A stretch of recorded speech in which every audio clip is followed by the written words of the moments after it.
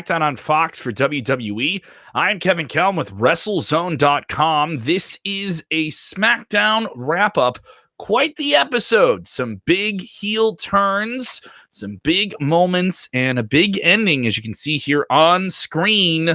Alexa Bliss attacked by the Fiend Bray Wyatt. I know. Intergender assaults. An odd thing, maybe a very controversial thing. What did you think of this week's SmackDown? Give us your thoughts. And if you're with us live on Facebook or YouTube, your comments could pop up on screen. If you're watching on demand, get your comments down there below as well. I'll hop into the comments after this stream is done and kind of chime in with you guys. If you're on YouTube, be sure to give us a like and a subscribe. Make sure those notifications are on so you know when we're doing videos. And check out the podcast, WrestleZone. Look for that big WZ logo you see over there in the corner. And we're on Spotify. We're on Apple. We have a whole bunch of new interviews up. Rob Terry of TNA Wrestling fame talk to us. Penzer from old WCW fame talking about the upcoming Talking Shop pay-per-view. And Doc Gallows from Impact Wrestling just left WWE. So a lot of interviews for you to dig into. But let's dig into SmackDown on a Friday night. We're all inside with the quarantine, so we got plenty of time here. I found myself watching SmackDown in the past on Saturday afternoons, but now we're all staying in for the most part, right? Hopefully we're staying safe. Hopefully you're wearing your mask, right? Do that. Let's get into SmackDown. Very, very crazy ending here. We just got off that a few minutes ago. Nesha Kersh texting in saying certainly an interesting ending, and I absolutely agree. Did not see this ending coming at all. The main event was Bayley versus Nikki Cross, a rematch from Extreme Rules for the SmackDown Women's Championship. Bayley and Sasha having all of the women's titles on both Raw and SmackDown. Quite the angle.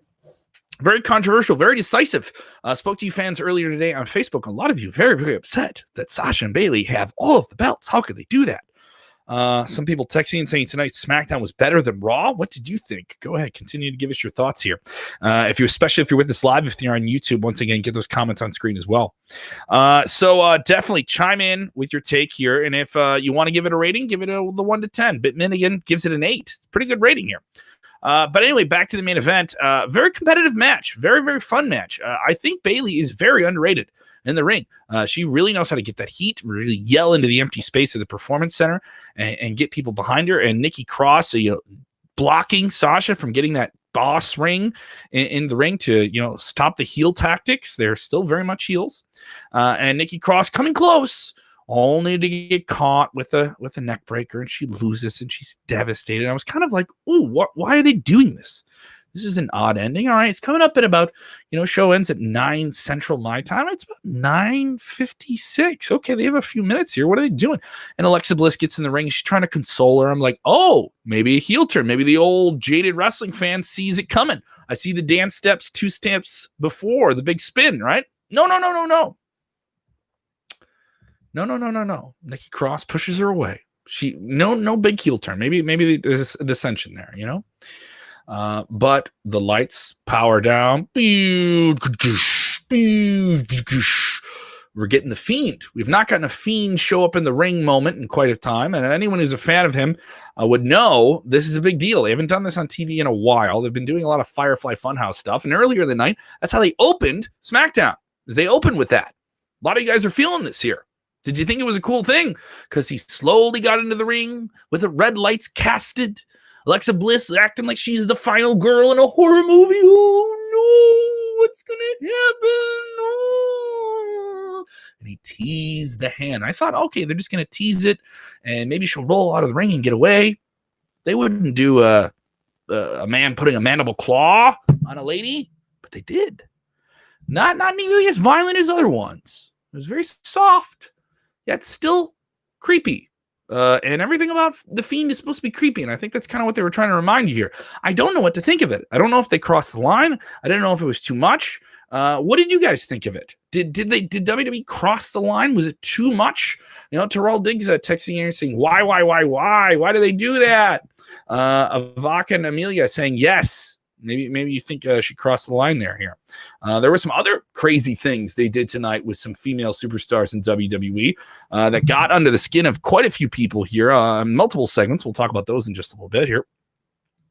Other people texting in, Tamoy saying, I want to see her as terrifying force with the Fiend. Oh, so, Tamoy, this is the other thing I was kind of thinking here. Is this Alexa Bliss kind of coming under the spell of Bray Wyatt? We haven't seen a whole lot of Braun Strowman since he was submerged in the lake in the swamp. He's the WWE champion. We don't even know where the belt is. Where is he? Where's the belt? It was in a swamp fight. Right, so I don't know what they're doing here. It's certainly very controversial. Other people with different takes here. If you're joining us, go ahead and chime in, get your texts in here. People saying they should bring back a boiler room match. This is what Shannon Claudin said. They should have that. Riley saying terrified. And other people saying they screamed. Were you spooked? Did it scare you? A lot of craziness with it. I didn't see it coming. It was definitely a twist ending. And it definitely WWE needs to keep you on your toes, especially for hardcore fans. A lot of hardcore fans are just making them the majority of the audience right now. And I think it was, other people want to know, why did he attack her? That's what I want to know. There's so much with the Bray Wyatt character, with the surprise and him catching you off guard, that I think so much of that means so much more in this day and age when we're getting a match, we're getting this, we're getting a match, we're getting this. And we kind of know the rhythm of it. And so much about the Fiend, I think, that appeals to people is you don't know the next thing he's going to do. The scary thing about him is, why is he doing these things? What's the next thing he's going to do? The terror of what he does. And he terrorized someone tonight. And I think there is something about that. Other people, Mike Reimer, I kind of thought this tonight too. Mike texting in saying, Sister Abigail soon? Do we get Sister Alexa? Does she become the first female Wyatt family member under the cult of Wyatt? Do we get a new Wyatt family? So there's a lot of layers to Bray Wyatt. I would say he's definitely the most layered character, and a character I think fans want to know the most about in terms of kayfabe. They don't care if it's a character. They like the character, and they like what the character does. I don't know if fans like this, but certainly people are going to want to know what happens on next week's SmackDown. Is Braun Strowman going to come and defend the honor of his crush, Alexa Bliss? They did use Alexa Bliss as kind of like a character in Swamp Fight, and that Braun kind of saw her in like a dream sequence in a match. It was very, very crazy out there stuff, but Bray Wyatt is a character you do very crazy out there things with. I think this is one of the times that maybe you guys are with it. Do you like this? Was this too much for you? Did they cross a line? Some people think maybe they crossed a line. I am on a solo show. People texting in saying that I'm solo tonight. But yeah, if you guys want more of these post-show videos, different things we do, we podcast them. We don't do the SmackDown ones. We don't podcast them. But a lot of stuff in the podcast that you can enjoy, including the discussion I had yesterday with WrestleBuddies host from GameSpot.com, Matt Elfring. We dug into the WWE NXT AEW ratings war. We also talked about WWE making big money moves with their financial information. That's the most recent podcast episode. That's up. You can also watch that on YouTube and Facebook if you want to as well. But continuing here with SmackDown, the different discussions, let's see what fans are saying live.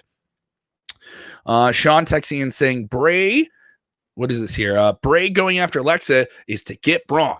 Alexa is Braun's weakness, desire. Yes, this is his, as Otis has Mandy Rose, another big brawny man. He still has a heart. He may be big and strong, but he loves someone. Do you love her? Run to her. Yes. So that was the take here. Other people with different things here chiming in here. What's this? Nikki got nothing to do with that. Yeah, Nikki had nothing to do with it. Nikki kind of spilled out of the ring before she could be there for her girl.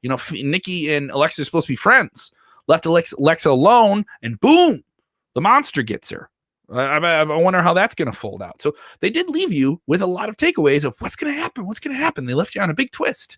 This is a good soap opera. Logan Blade saying, I'm invested in the Fiend. He's just very, very scary, man. He's got the spooky face emoji on the screen there. So definitely some people with different takes here. Other people saying, no, how did it cross the line? They let Seth destroy Ray's eye. yeah, they did do a segment where someone had their eye pulled out, but I don't know if anyone really believed that. So that's another segment here. Wind texted in here on YouTube saying, cross a line? Nah, it's exactly what WWE and the Fiend needed. WWE has done much worse in regards to females in WWE. It's about time we see a female introduced in a horror setting. That is this full comment there. So if you're with us live, go ahead and continue to give us your takes on this segment here with Alexa Bliss and the Fiend. It was certainly a creepy segment. I thought Alexa Bliss did a really good job of kind of selling the fear and the horror of the situation. You guys get a full look of it there. I'm sort of on the fence because it's kind of weird to see man on female violence, and it was violent, but it didn't strike me as I do think WWE did put very soft hands on this. It was as gentle a mandible claw as it could be, but still very, very creepy, which I think maybe is what they're going for. And they're supposed to remind you the Fiend is a monster, and monsters do awful things. Other people saying, will we see a kiss? Wow. Oh, is this a romance thing? Is Braun gonna be really mad because Bray, puts Alexa under his spell? There's a lot of different ways they can go with this here.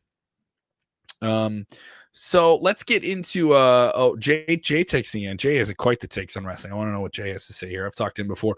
Refreshing take on a classic storyline. Never done before, but done before. Yeah, it does kind of have like a Frankenstein gets his bride type situation. I've always thought Bray with a strong female character would be something else, and Alexa Bliss is certainly a character that people do care about. She has quite the following online. I do think that the Alexa fans are going to respond to this. If you are an Alexa Bliss fan, let me know in the comments below. What do you think of this? What do you want to see happen? And are you excited by this? I think this is an exciting angle for WWE, and I think I'm enjoying it. I do think it will certainly influence my rating, which is coming up later in this episode. Let's talk about other things going on in WWE tonight. Big E went solo. He went solo, and this was last week. This is the big talking point kind of coming out of last week's SmackDown. And Kofi announcing that he had an injury and would be out for about 6 weeks or so. And then he said, Big E, me and XL is also on the shelf. When we want you to go get your own. This is overdue. Don't be on the shelf waiting for 10 years to get your own. And this starts it off this week with him taking on The Miz. Of course, The Miz, a former world champion. They got plenty of time in the ring. And it certainly highlighted the idea of Big E really going for it and trusting himself and winning with a stretch muffler. That's when you take the old calf, put it up behind the head, and give him a stretch. And he kept John Morrison out of there. John Morrison tried to use his parkour moves to interfere a couple times, at least twice interfering in the match, but couldn't take down Big E, and was able to get through it all. Even as you can see in this moment, I love when he escaped the figure four leg lock. Miz doesn't have the greatest figure four. Okay, no one has a better figure four than Ric Flair. Woo! Give me a woo if you're in the chat. Yeah, but I liked the little angle here. Little Miz protecting the biz by keeping the hold on as long as he could before the referee had told me he had to break it up. I love little angles like that. I love this picture right here. And Big E picks up the win. Big E picks up the win for sure. Other people texting, they want to see Big E versus AJ Styles. AJ Styles was in action as well tonight. What do you want to see with Big E in the future? I would love to know what you guys think of Big E as a solo act in WWE. I'm all on board for it. He has such great physical charisma, the way he has adapted. He's one of those guys that's on a short list of people in wrestling. That list is about 10 guys where you really forget that they're wrestling in front of like an organized audience. You still feel like they're a big time star, and Big E is one of those guys, like Bayley, like Sasha, like an MJF over in AEW, and Cody, where there's still this gravitas when they come out to the ring, and he's really able to do that. And also just a physical specimen, just great athlete, moves like a cat, but has the power of a heavyweight. Just really, really impressive, and can do really, really dynamic things with what he does in the ring. I think the future for him is very, very bright. John Kirby texting in saying, is Big E going solo? Does this mean the New Day is going to be over? John, that is an up in the air question, but I would say no. I think the idea of a tag team always breaking up, a la the Rockers back in the day, someone has to get turn on the other one or turn on this one. We have a tag team that did break up, and I'll tell you about them later on in the episode. Quite the way they broke up tonight, or at least continued their breakup that we've seen here. I don't see that with the New Day, though. They have been quite the merchandise mover for WWE over the past few years. They've started out as kind of like a joke. People really didn't buy the act when it started, and then it evolved into a heel thing, and then it became cool, and the colors, and they became this other thing within WWE. I also think WWE acknowledges the idea now that their audience is diverse and they want to see diverse stars, and New Day is a part of that. I don't think there is a more prominent and beloved African-American act in pro wrestling right now that I could see. There's probably one that you can name. Maybe I'm wrong. I don't know. But when I think of that list, like, they're definitely near the top. When you start thinking about that. And when I talk to my friends who enjoy wrestling, they say they want to see more diversity and they want to see more guys at top. We saw that with Kofi last year. That was such a big thing. And people had such emotions, especially longtime fans, always wanted to see Kofi get that opportunity. I think Big E is like that. He's a guy who's been in WWE, in the main roster system for a long, long time, was in NXT. I think he's sort of a lifer guy in WWE. And the time is now to go with some guys that people have always seen there and do something new with them. And I don't think in the process you have to break up the New Day. In the same way that I think you could always go back to the Shield for a while. At least you won't now because Moxley's out the picture, and when are we going to see Roman Reigns? But I think the New Day stays together in some way or another. And maybe Big E goes solo, and Kofi and XL down the line, they do the tag team thing. Who knows? And I'm all for it. I'm all for it. William is shouting us out here from Portland, Oregon. Hope you're safe out there in Portland. Hope you're safe everywhere, wearing a mask and doing all the good things you're supposed to do so we can get back to the matches here. Thanks for watching the show, William. If you're watching for the first time, don't be afraid to go ahead and tell us where you're watching the show from and give us your rating for SmackDown. Give us your rating for SmackDown here. I like this segment here quite a bit. I was a fan of this going on with Big E. Other action that we saw tonight on SmackDown. And like I said, it seems like it's a good positive episode. Does it seem like I'm going to give it a good rating? Possibly. Give me your 1 to 10 on SmackDown. Do the bang. So I enjoyed another big match here on SmackDown. This one was advertised in advance. It was Grand Metalik getting opportunity at AJ Styles. This is obviously the biggest match in Grand Metalik's career. AJ Styles, one of the top performers for WWE. Grand Metalik, most people know him from 205 Live and Lucha House Party. Impressive guy, king of the ropes, but no one screams main event when he's out there. But they gave him 2 segments here. He did quite the bit. What did you think of AJ Styles in the ring tonight with Grand Metalik? I thought Metalik really showed off his skills, especially the stuff he can do off the top rope. I think he slowed some of the things down. I always say some of the cruiserweight guys in WWE can't go as fast as they would like, but I thought there was fast moments, there was good moments. AJ Styles is one of those guys that I think bridges that gap from that hyper fast off the top rope everything style to also the kind of build up to splashy finishes that WWE tends to like and frame for TV. I really enjoyed this match. I thought it did a lot of favors for Grand Metalik, even though he did tap out at the end. I think tap out finishes in the past were humiliating, but I'm starting to feel like they don't feel as humiliating. Miz was on TV after tapping out to Big E later on in the night, started up another angle with Tucker and Otis, and he was back in the mix. A lot of fans after this week's NXT were like, how could Timothy Thatcher tap out to Dexter Lumis? I think tap out finishes are okay. And they're starting to become more of a common thing. I don't think they're as bad as you would think. So it's not as bad as it is. A lot of people joining us here on YouTube for the first time. Thank you guys so much. I hope you guys are enjoying the show. And if you haven't, go ahead and subscribe to our channel. If you haven't done that on Facebook, there's this other Facebook hoop we have to jump through as well. So you can like our page. You have to follow it as well, so you get the notifications that when we go live here. So it's kind of ridiculous, but that's what you got to do for the Zuckerberg, man. It's okay. I'm feeling SmackDown so far this week. I'm thinking like, oh wow, they're doing a bunch of big angles to build to SummerSlam in a few weeks, and we have some news about SummerSlam, by the way, at WrestleZone.com. A story that we've been following that is developing. Is there potential for SummerSlam to not be in the Performance Center that you see around me here on screen? Oh, no. Yes, there is a possibility that SummerSlam could be leaving the Performance Center. And we'll cover that story as it develops. Mr. Giveaway is texting in. I love that name. He is Mandy And Sonya Deville going forward as a hair versus hair match. We have not seen this in WWE in a long, long time. The most prominent hair versus hair match that I can recall. A brutal picture here of Mandy Rose getting after she got whomped down by Sonya Deville backstage. This was a very well-produced segment for WWE. And WWE is starting to notice a female contingent that is vocal, engaged, picking their favorites and saying, we want something with this character. We want something with this character. I'm seeing it every single week online. I would say the most passionate fans. I'm not saying that the fans who've been watching for a long time aren't passionate, but I'm seeing some fans that are younger women that want to see something happen with the women that engages them. All right. And I thought this was a very engaging segment. Mandy Rose with her man, Otis, saying that, we're going to go on this date. We're going to go to this favorite barbecue place. Isn't this going to be nice? And I'll meet you here later.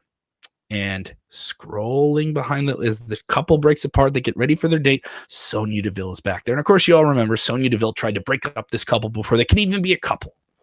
All right. Sonya Deville and Mandy Rose used to be tag team partners. Sonya Deville wanting maybe a little bit more of Mandy Rose. People have alluded that maybe that was where the angle was going.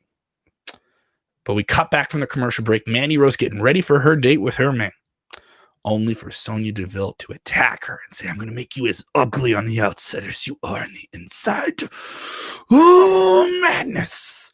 Madness, I tell you. And she brutalized her and smears her face with makeup. If you see that, some people thought that was blood. It was not blood. That's how they did want, maybe they wanted to give you the illusion of blood, but it was not. And they did do cutaways and kind of shaky things with the camera. And maybe they're trying to make you think that she got busted open. It was quite the segment here. It was wild because then Sonya Deville takes out the clippers and says, oh, you're not going to be so pretty with your blonde hair. Now, she may have cut out her extensions, right? Extensions, for the fellas who don't know, is not real hair. Yes, I may be a bald man, but I know about extensions, okay? So the track came out tonight, and then she reached for the buzzers. She was going to buzz that hair, only to be interrupted by WWE officials backstage. This is quite the segment. It seems like we're going to get ourselves a hair versus hair match. I hope that's where it's going. I think that's the best place to go. Mandy Rose is not an in-ring breakout superstar, but certainly has her following online. A lot of people like her. Her and Otis have been one of the bigger mid-card acts for WWE, especially going into SummerSlam. And Sonya Deville, I thought, was really starting to come in on her own a while ago. Now, we haven't seen those superstars in a few weeks, and this is a big way to throw them right back into the game here. And if you want to tell me that they're going to do a hair versus hair match, what's going on? Apex tuning in from Atlanta, GA. Hope you're staying safe down there in Atlanta, GA. Thank you so much. Yes, Sean Smith texting and saying no barbecue for Mandy. No, they are not getting barbecue ribs tonight. I don't think they're getting barbecue. Maybe they're getting carry out. Other people feeling this potential hair versus hair match. Yeah, I'm all for it. I think a hair versus hair match could be fun. I think any wrestling fan will enjoy it. I think some female wrestling fans will be a lot more engaged by this. I'm not trying to be sexist and say ladies only care about their hair, all that stuff, but it is something that is a primal calling. When you come for your hair, when someone comes for your hair, you've seen the gifts where the ladies take out the earrings and get the watches off when they're about to throw down, right? So that's where I think this is going for it. Riley is texting and saying, hair versus hair, Sonya will lose. Everyone thinks Sonya will lose. I just want to see it. It's a spectacle. It's a wild thing that can only happen in wrestling. We saw a lot of wild things tonight. Some great in-ring action. We also saw Baron Corbin being a real son of a bitch, saying that Jeff Hardy's life sucks and he should get over it. Only to get into a match with Drew Gulak. Of course, they did a recap of Jeff Hardy and Sheamus in the week before in the bar fight. Drew Gulak losing to King Baron Corbin in a fun little match. We also saw Naomi. She deserves better. That's what fans wanted online. They were so upset that she lost to Lacey, and they had a rematch this week, only for Naomi to get a roll-up win on her. And then Lacey claimed that she deserves better. They were playing into things on the internet, guys. They did listen to you there. You know what? People say they didn't like things on SmackDown in the past couple of weeks, but I really liked this week's SmackDown. I thought it flowed good. The nice segments of a tease going into a commercial break, and we're going to give you the thing that you wanted right after you came back from the commercial break. That's good broadcasting. That's good. That's good ethics, I think, in broadcasting. If we make you want to wait for a commercial for 4 minutes, we're going to give you something. In 2020, someone can give you that 4-minute promise. That's always a good thing because they're paying you off by staying through that commercial break. I thought this was quite the episode, and I am going to give this week's episode of SmackDown on the 31st of July in the unfortunate, very weird year of 2020. I'm going to give it. How many fingers is it going to get? How many fingers? It gets an 8.